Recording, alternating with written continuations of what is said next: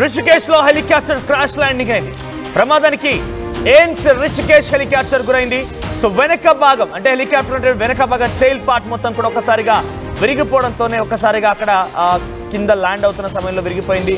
So అది దెబ్బతినడంతోనే ఒకసారి crash landing అని తెలుస్తుంది. లైవ్ దృశ్యాలు మనం ఆర్టీవీ స్క్రీన్ పైన చూస్తున్నాం. సో అక్కడ ల్యాండ్ అవుతున్నటువంటి ఆ దృశ్యాలు చూడండి.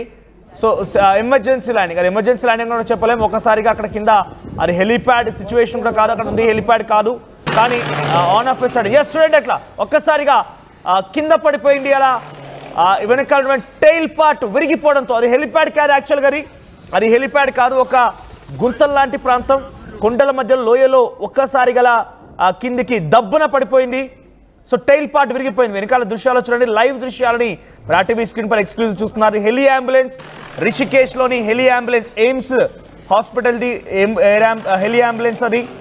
సో అది ప్రయాణిస్తూ ఎవరికి ఎటువంటి ఇబ్బంది లేదు, అంతా సేఫ్గానే ఉన్నారు. కానీ ఒక్కసారి గుప్పగూలిపోయింది. అంటే ఇది ఏదైనా కనుక చాలా హైట్లో ఉన్న సిచ్యువేషన్ కనుక జరిగి ఉంటే చాలా పెద్ద ప్రమాదం జరిగి ఉండేది. దాంట్లో ఉన్నటువంటి ప్రయాణికులు మొత్తం కూడా ఇబ్బందులు పడేవారు. కానీ చాలా తక్కువ హైట్లోనే ఉంది. ముందుగానే గమనించిన పైలట్ దాన్ని తీసుకొచ్చి అది గుంత లాంటి ప్రాంతాలైనా కూడా పర్లేదు, కానీ కొంత ల్యాండ్ ఛాలెంజెస్తో సడన్గా ల్యాండ్ చేస్తాడు.